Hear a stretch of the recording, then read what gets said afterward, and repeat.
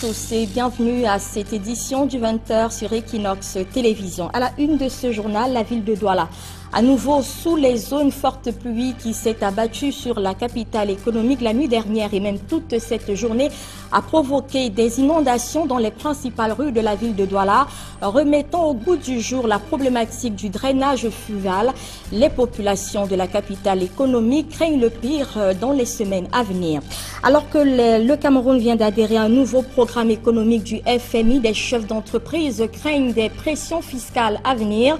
Pour élargir ces recettes, des économistes prédisent que le gouvernement serait obligé de prendre de telles mesures, ce qui n'est pas du tout du goût des chefs d'entreprise. Vous entendrez quelques-uns dans cette édition du journal.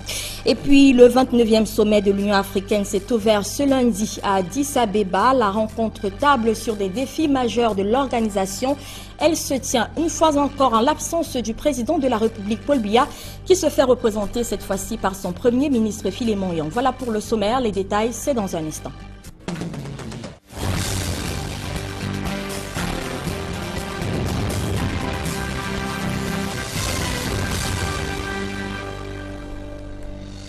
Une fois encore, mesdames et messieurs, bonsoir et bienvenue à cette édition du journal. D'abord, ces nouvelles arrivées cet après-midi. Administration publique, le chef de l'État, Paul Biya, met une dizaine de préfets à la retraite. Parmi ces derniers, Joseph Tangwa Fauver, celui-là même qui s'est fait remarquer dans l'actualité en fin 2015 en interdisant la promotion et le titre Coller la petite de l'artiste Franco dans le département de la Mifi à l'ouest du pays. Il a été remplacé cet après-midi par le sieur Chouaibou qui devient donc le nouveau préfet de ce département.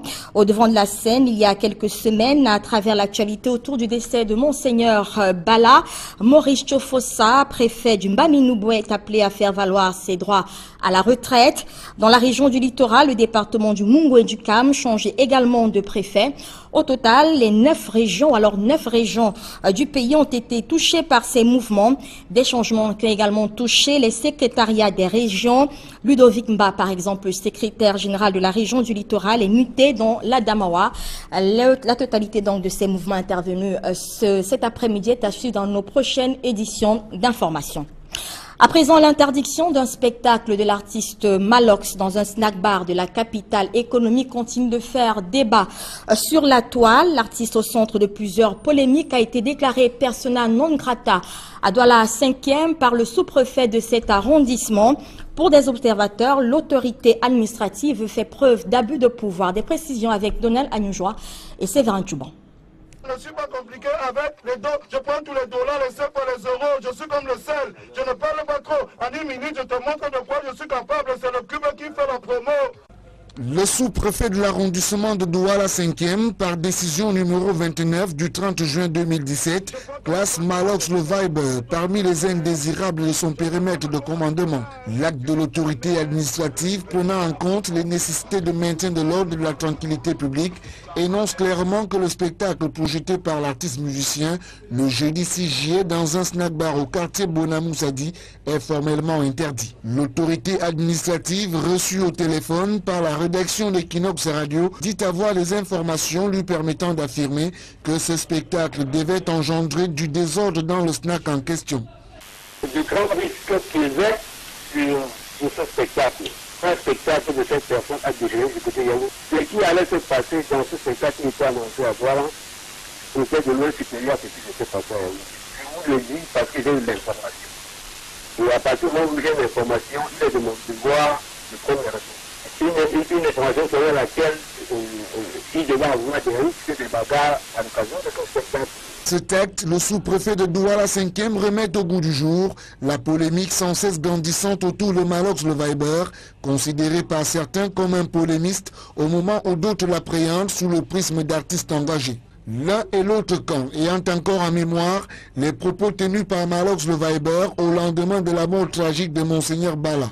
Et c'est dans la foulée des critiques au sujet de son attitude suite au décès de l'évêque de Bafia que le Viber, alors en prestation dans une discothèque de Yaoundé, va se faire agresser sur scène. Autant de faits qui démontrent à suffisance que Malox le Viber est un buzzmaker qui ne laisse pas passer une seule occasion pour se mettre au devant de la scène. À défaut de commettre une chanson concernant cette décision qui interdit son spectacle, le rappeur, en guise de réponse au sous-préfet, écrit dans un message posté sur les réseaux sociaux qu'il espère au moins que la prostitution est interdite dans Douala 5e. Fin de citation. Peut-être une façon pour l'auteur de On va toujours boire et de Ça sort comme ça sort de faire comprendre à l'autorité administrative qu'il y a plus urgent à résoudre à Douala 5e que d'interdire un spectacle de musique urbaine en pleine période de vacances.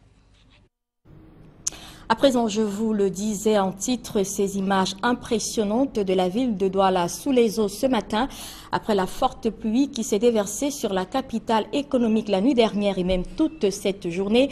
Eh bien, la ville de Douala a été une fois encore inondée. Les usagers, malheureusement, s'habituent déjà à ce triste tableau, mais ils craignent cependant que la situation pourrait empirer dans les prochaines semaines. Farel Bounia et Flavien Dongo ont fait le tour de la ville de Douala ce matin. Voici leur reportage. C'est sous une pluie battante que nous nous sommes engagés à faire le tour de la ville pour découvrir quel est le vrai visage de la ville de Douala lorsqu'il pleut. Premier arrêt, dépendant ambiance. Juste derrière moi, il est difficile pour les véhicules de traverser ce petit pont qui est englouti dans les eaux. La situation est grave. Ici, le pont est sous les eaux de pluie qui arpentent le quartier. Les drains ne sont pas curés, l'eau de pluie occupe les espaces vides. La traversée du cours d'eau des circonstances est tout un spectacle.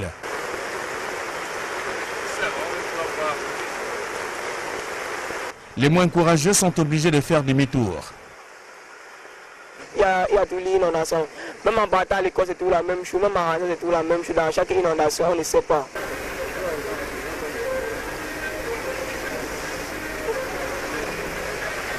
Sur la voie publique, les parapluies et les pare-dessus sont à la mode.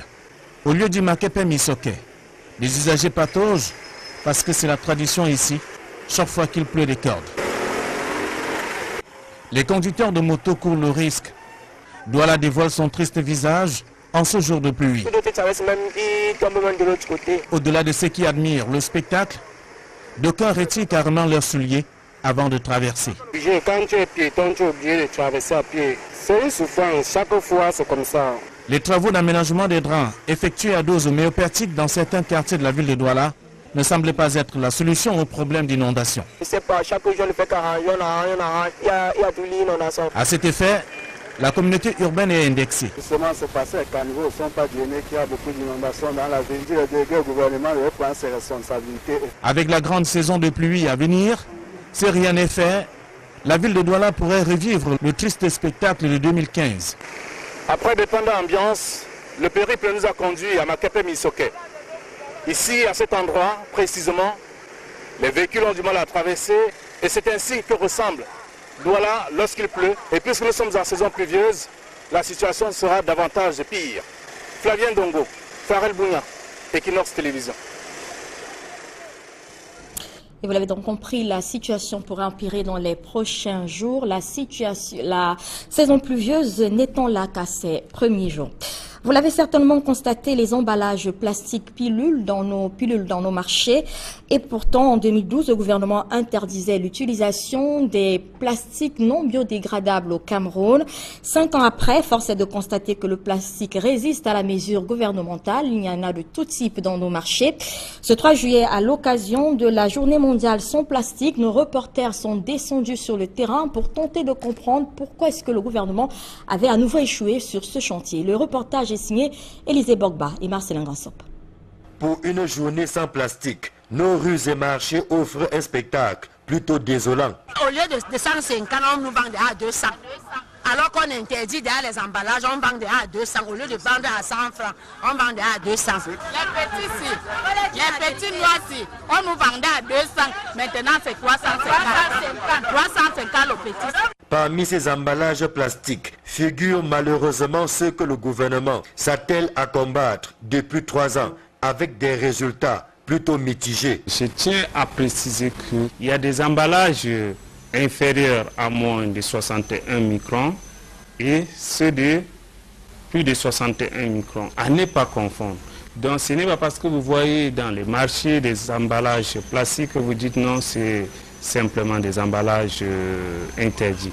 Mais à côté des emballages autorisés dans emballages à plusieurs usages. Il y a ces emballages qui sont des emballages interdits. La faute à une résistance qui brave la réglementation en vigueur. Le constat que vous faites est né du fait que non seulement des contrebandiers qui profitent de nos frontières pour faire rentrer les emballages non conformes. Avant, on distribuait les emballages gratuitement. Aujourd'hui, l'emballage a pris déjà une autre dimension qu'il faut débourser 25-50 francs. Les gens trouvent que c'est beaucoup. Un arrêté conjoint du ministre du Commerce et de son collègue en charge de l'environnement, datant du 24 octobre 2012, porte pourtant réglementation de la fabrication, de l'importation et de la commercialisation des emballages non biodégradables. Le gouvernement avait donné jusqu'en 2014 aux différents acteurs pour se mettre au pas. Mais 3 ans après, les fruits n'ont pas toujours tenu la promesse des fleurs. Nous sommes sur le terrain en train de sensibiliser la population aux effets néfastes de ces emballages. Nous sommes en train de faire le contrôle pour empêcher que le public soit en contact ou bien utilise ces emballages à usage unique qui produisent plus de déchets. Nous sillonnons les marchés pour saisir les emballages plastiques non conformes. Après saisie, on les détruit et après destruction, nous confions aux entreprises de recyclage. En ce 3 juillet, consacré à la journée mondiale sans plastique, force est de constater que les mauvaises habitudes ont la peau dure. Les emballages plastiques non biodégradables continuent à dicter leurs lois et à polluer l'environnement. Je vous propose à présent de revenir sur cette réglementation qui encadre la production et la commercialisation des emballages plastiques non biodégradables au Cameroun. C'est avec le chef de brigade des inspections environnementales au ministère de l'Environnement, Aodou Joshua. Il est au micro de Marcelin Gansop. La fabrication, l'importation, la commercialisation des emballages plastiques d'épaisseur inférieure à 61 microns sont interdites sur le territoire national. Même la distribution à titre gratuit. Les emballages plastiques de plus de 61 microns sont autorisés, mais à condition que le fabricant, l'importateur, le commerçant puisse obtenir un permis environnemental de gestion des déchets issus de ces emballages. Le permis prévoit que le détenteur puisse mettre en place une stratégie, un plan de récupération des déchets issus de ces emballages en vue de leur recyclage. Nous infligeons des amendes aux commerçants, aux importateurs en cas de saisie. Et ces derniers sont appelés à libérer une amende pour les petits contrevenants, que sont les ambulants ou bien les bayam salam. Nous appliquons l'article 370 du Code pénal qui prévoit une contravention allant entre 4 000 à 25 000. Pour les contrevenants qui sont des distributeurs ou bien des importateurs, là c'est l'article 84 que nous appliquons qui prévoit une sanction allant de 500 000 à 2 millions, avec des poursuites aussi judiciaires. Je vous le disais, c'est la panique chez des chefs d'entreprise camerounais après la mise sous ajustement structurel du pays. Le gouvernement vient d'obtenir du Fonds monétaire international un prêt de l'ordre de 400 milliards de francs CFA. En échange, les pouvoirs publics doivent mettre en place un programme de redressement économique. Les opérateurs du secteur privé craignent que le gouvernement n'asphyxie ce secteur en augmentant les impôts. Georges Mitterrand et Donald Brice Kamgan ont rencontré quelques chefs d'entreprise. Voici leur reportage. Pour faire face au plan d'ajustement structurel sous lequel le Cameroun est officiellement placé depuis le 26 juin dernier, le gouvernement annonce parmi les mesures qu'il compte implémenter l'accroissement des recettes de l'État. Dans les milieux d'affaires, L'on sonde minutieusement les moyens que les pouvoirs publics ont à l'idée afin de faire entrer davantage d'argent dans les caisses publiques. Mais certains analystes avancent déjà que les pouvoirs publics pourraient opérer une hausse des taxes et impôts.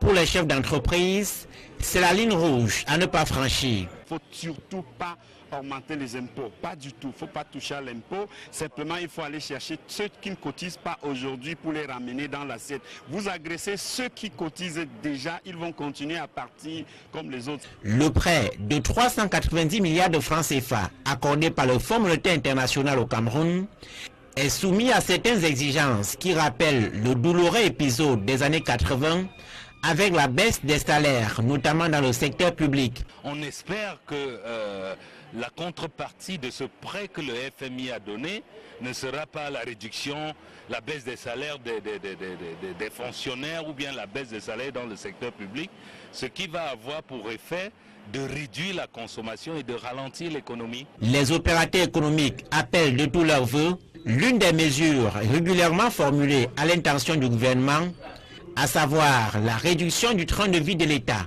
Quand vous avez un budget avec le niveau du budget de fonctionnement de l'État qui est très élevé par rapport au niveau du budget d'investissement, ça montre qu'il y a un déséquilibre qui doit être corrigé.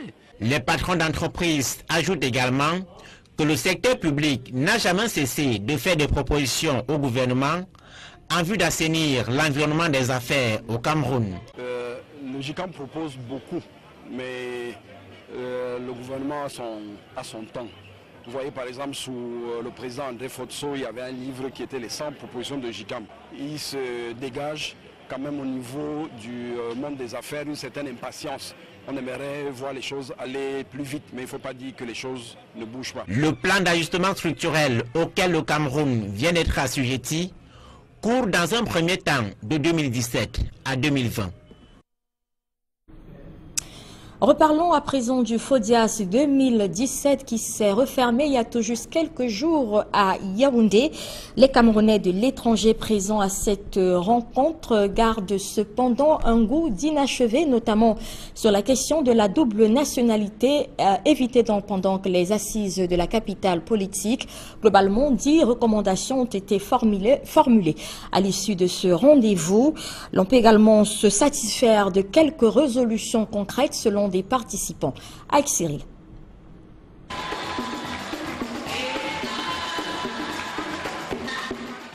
Une soirée de gala riche en sons et couleurs. Puis la signature des autographes.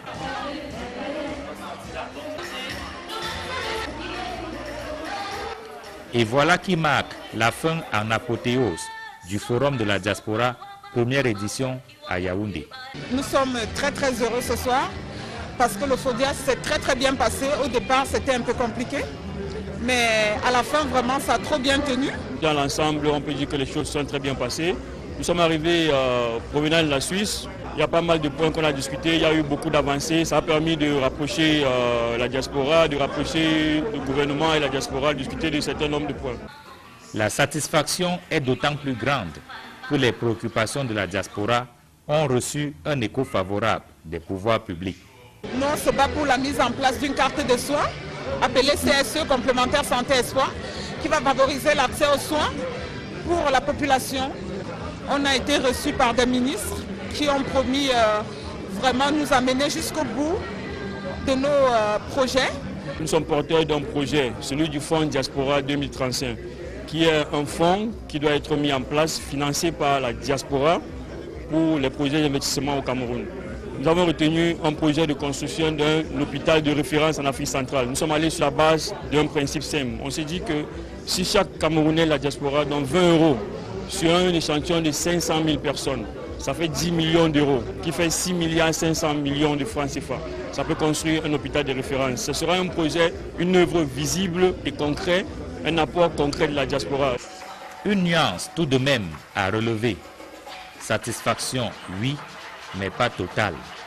Au fur et à mesure que le temps passe, pour ceux qui ont changé de nationalité, les frais de visa vont crescendo. Il y a problème quelque part. Et il y a donc peut-être cette nécessité de leur trouver une alternative.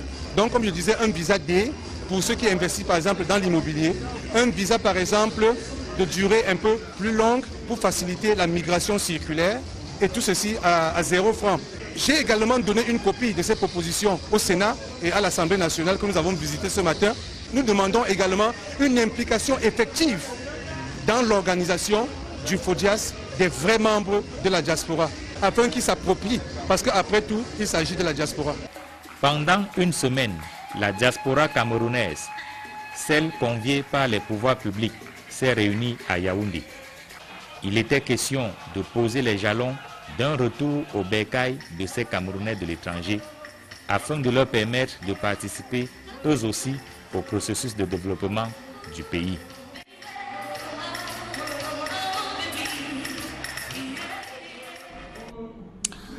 En santé, le calvaire des insuffisants rénaux se poursuit à l'hôpital général de Yaoundé. Ces malades ont entamé ce lundi leur 3e semaine sans dialyse. Après leur mouvement d'humeur il y a quelques jours dans la capitale politique, le ministre de la Santé publique, André Mamafouda, a opéré une sortie par voie de communiqué où il annonce l'arrivée des kits de dialyse dans une semaine seulement. Les malades, eux, sont aux abois. Marcelin Gansop et Élisée Bogba. À l'entrée de l'hôpital général de Yaoundé, les insuffisants rénaux ont levé le dispositif observé jeudi dernier.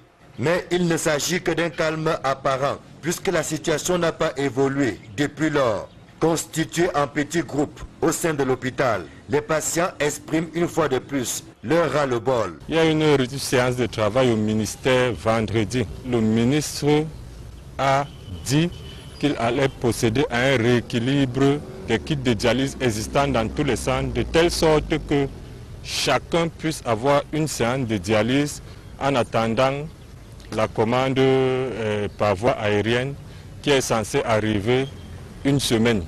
Le constat est clair, c'est qu'aujourd'hui, lundi, le centre de dialyse est fermé. Ça veut dire que même ce rééquilibre au niveau des kits disponibles dans tous les centres du Cameroun n'a pas été réalisé. Les malades de l'hôpital général sont donc en train d'attaquer la 3e semaine sans être dialysés. Un communiqué du ministre de la Santé publique tente de rassurer les malades. Prenant acte de la gravité de la situation, André Mamafouda annonce que des kits de dialyse ont pris la direction des airs et de la mer et donne rendez-vous aux patients dans une semaine. Faute de dialyse, ces insuffisants rénaux commencent à perdre des forces et interpellent pour la énième fois les pouvoirs publics. Je ne me sens pas bien, je suis mal en point, vous voyez même les pieds gonflent. Il faut que le chef d'État voie notre situation. Je suis mal en point, je n'arrive pas à manger, je ne peux pas boire l'eau, je ne peux rien faire. On veut les soins, on veut la santé, c'est tout ce que nous demandons. Déjà que nous avons des édèmes, des pieds qui grossissent et tout, la figure, et puis nous manquons d'appétit. Et vous savez que le malade hémodialysé, sa principale source de force là, c'est de manger. Quand vous ne mangez pas, vous devenez anémie. Et quand vous êtes anémie, c'est la mort qui s'ensuit. Cette semaine qui commence s'annonce donc décisive. Les insuffisants rénaux sont sur le pied de guerre en cas d'une énième promesse non tenue. Autre chose à présent, comment favoriser le vivre ensemble et parvenir à une meilleure intégration nationale? Des autorités traditionnelles de la région du littoral et des régions anglophones du pays se sont penchées sur ces sujets à Douala. Réunis dans la capitale économique, les chefs traditionnels se sont demandé comment est-ce qu'ils pourraient jouer un rôle dans le maintien de la paix au Cameroun, notamment dans un contexte marqué par la crise qui secoue les régions anglophones du pays où les villes mortes se multiplient. Gladys Sidje et Georges Mitterrandam. Chants et danses traditionnelles pour prôner le vivre ensemble comme solution à plusieurs maux qui minent le Cameroun. Les chefs Douala et les faunes du Nord-Ouest se sont réunis sur les berges du Vouri afin de mettre en avant les valeurs de paix et d'unité nationale. Ils s'insurgent contre les violences récemment enregistrées dans les régions du Nord-Ouest et Sud-Ouest et appellent à un retour à la normale. Nous lançons un vibrant appel à toutes les forces vives de ce pays de transcender les clivages linguistiques, les clivages culturels, les clivages tribaux, les clivages ethniques, les clivages religieux, afin que nous restions fort et uni pour laisser un Cameroun prospère et indivisible à nos enfants que nous appelons ici de vive voix à reprendre très vivement et massivement le chemin de l'école pour la prochaine rentrée. Les chefs se sont mis ensemble pour apporter leur pierre à la construction de l'édifice paix, mais aussi en tant que courroie de transmission pour porter haut le message dans leurs différentes communautés. Nous connaissons que notre pays traverse une période difficile. Nous sommes là pour encourager l'intégration nationale et l'unité de notre pays. Le vivre ensemble traduit cette volonté commune et collective à vivre l'un et l'autre avec toutes nos diversités linguistiques, nos différences socio-culturelles, voire nos convictions religieuses, parfois opposées, mais toutes baignant dans une ambiance de vie pacifique. Ville cosmopolite, voilà pourrait facilement devenir une ville bouillante, frondeuse, où nous connaîtrions les affrontements intercommunautaires réguliers au vu du foisonnement de sa population. Le constat est pourtant là, mais contre toute attente. Diversité culturelle, intégration nationale, c'était le rendez-vous du donner et du recevoir pour les différentes communautés. Un véritable régal pour les invités et curieux. Les chefs qui ont joué leur partition à travers cette initiative appellent le gouvernement à poursuivre la médiation pour mettre un terme à la crise anglophone et permettre aux élèves de reprendre effectivement le chemin de l'école dès la rentrée scolaire prochaine. Hors de nos frontières, à présent, quelques jours seulement après la sortie du président tchadien Idriss Déby Itno, qui menaça alors de retirer ses troupes des fronts de combat contre les terroristes, le président français Emmanuel Macron annonce un soutien financier au G5 Sahel.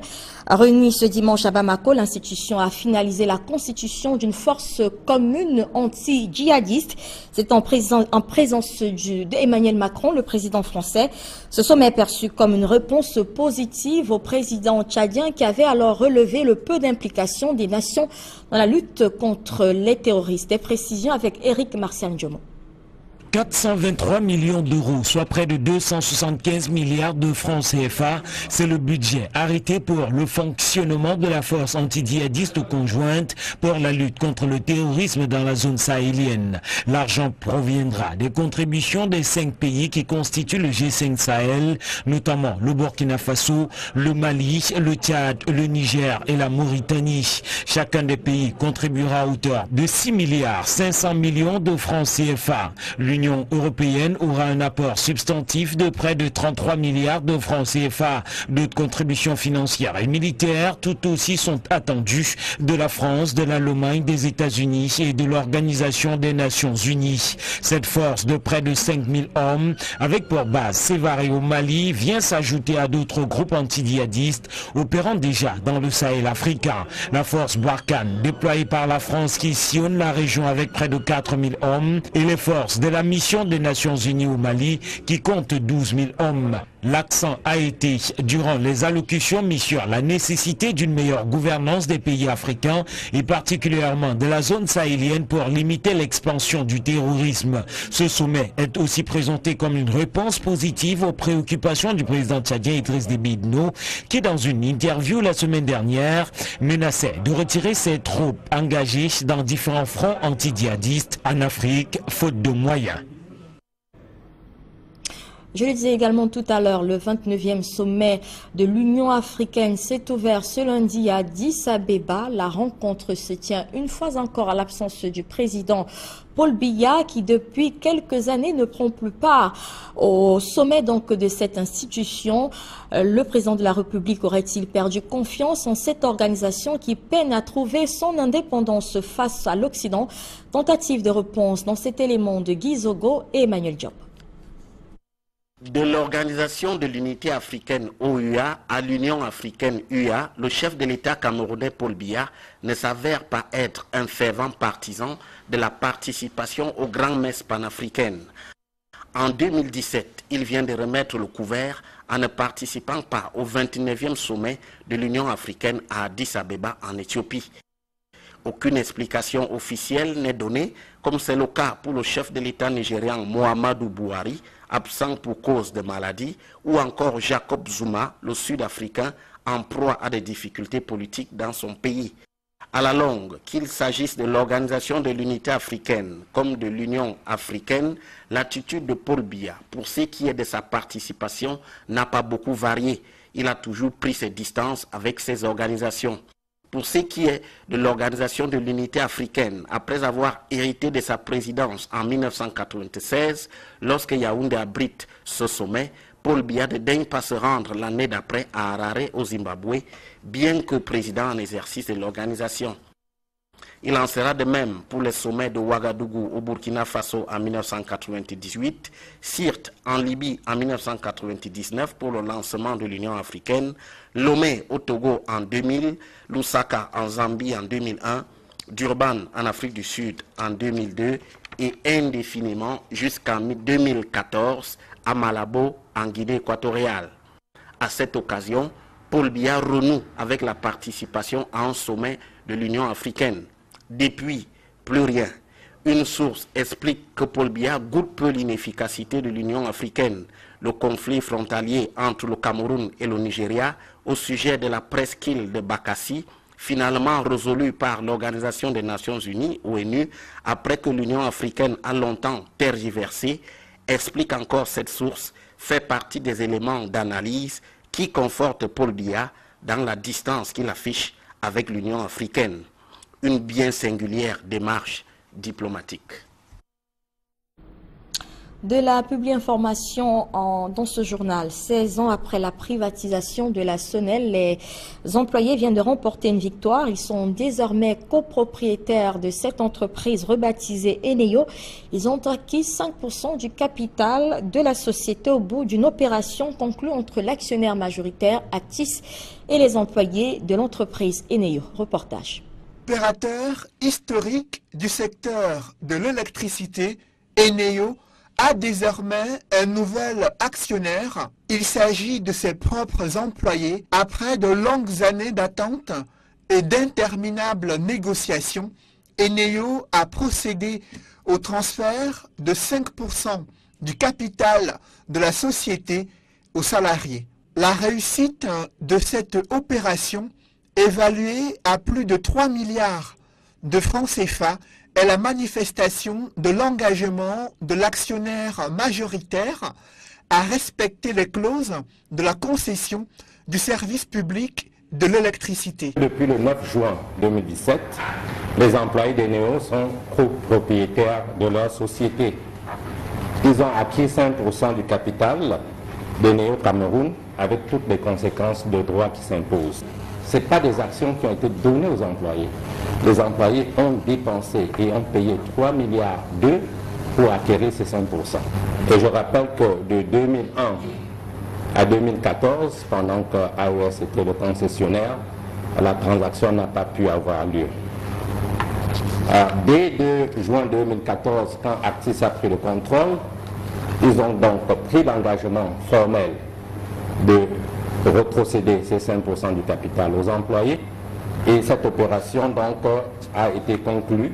Pour disposer de ce fauteuil d'actionnaire aux côtés de l'État du Cameroun et du groupe d'investissement britannique Actis, les employés ont conçu un véhicule en vue de mobiliser les fonds nécessaires pour l'acquisition de leurs 5% d'actions. Nous avons opté pour le GIC parce que c'était plus facile pour les travailleurs. Sur le plan financier, effectivement, nous avons émis environ 208 000 parts. Il faut le dire aussi, pour ceux qui s'inquiètent, que le GIC a été créé avec un capital social de 900 000 francs, avec la possibilité d'étendre le capital social à 10 milliards. La nouvelle configuration de l'actionnariat au sein de Eneo, vous avez l'État du Cameroun à 44%, les travailleurs ont 5% et Actis à 51%. L'actionnariat salarié, désormais visible sur la géographie du capital social d'Eneo, présente de nombreux avantages pour le personnel. Quand vous êtes salarié, vous ne recevez que votre salaire, alors que quand vous êtes actionnaire, non seulement vous investissez sur l'entreprise et pouvez compter sur la valeur acquise de votre investissement, mais en plus, vous avez des dividendes qui viennent vous servir d'une rémunération complémentaire. Eneo dispose d'une capacité de production installée de 999 MW.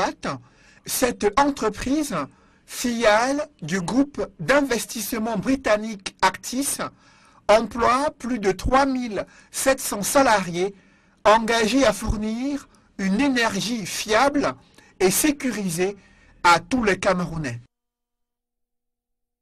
Toujours dans le registre de la publi-information, plusieurs candidats de la Foundation of Medical Delegates ont soutenu leur mémoire de fin de formation.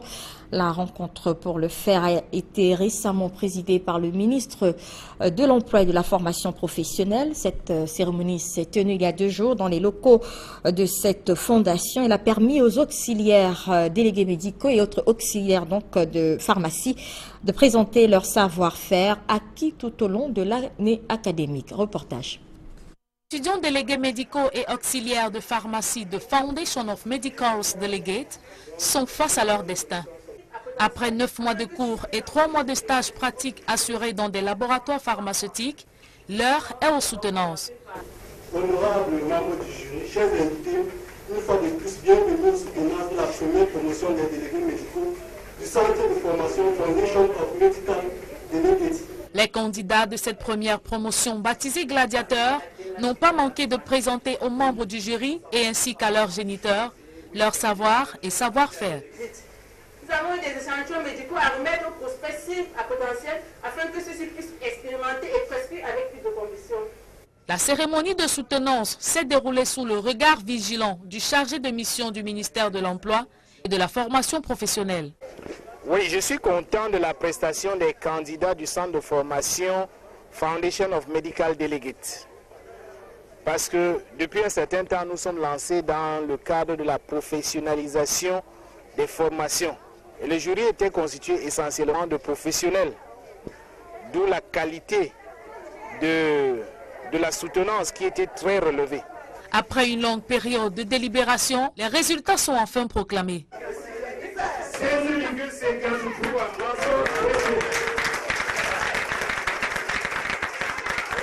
Les candidats expriment leur joie.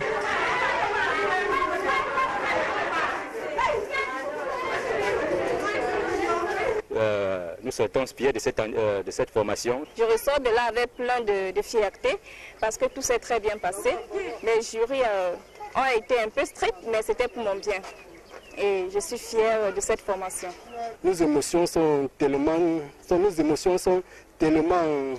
déterminables, les émotions de joie, les émotions de fierté. The Foundation of Medical Delegates dispense des modules de formation dans le savoir pharmaceutique et médical, le marketing et management, les techniques d'expression et de communication françaises et enfin en informatique. The Foundation of Medical Delegates, en partenariat avec des laboratoires pharmaceutiques et parapharmaceutiques de renom, a pour objectif l'intégration de ces étudiants dans le monde professionnel. Madame la fondatrice nous explique. Nous avons des collaborateurs, des laboratoires pharmaceutiques qui collaborent avec nous dans ce projet à Foundation of Medical Delegates et qui sont entièrement satisfaits par la prestation de ces étudiants. Je suis entièrement satisfaite pour cette cuvée de 11 candidats. C'est ma première promotion, je veux dire, et c'est une promotion dans laquelle j'ai tout donné, j'ai tout mis, et j'ai mis aussi en place un panel, un jury de partenaires efficaces. The Foundation of Medical Delegates, pôle de savoir pour un emploi assuré, est situé à l'étage face Société Sikakao à Douala. C'est la fin de cette édition du journal. Merci de nous avoir suivis. Les programmes se poursuivent sur Equinox Télévision.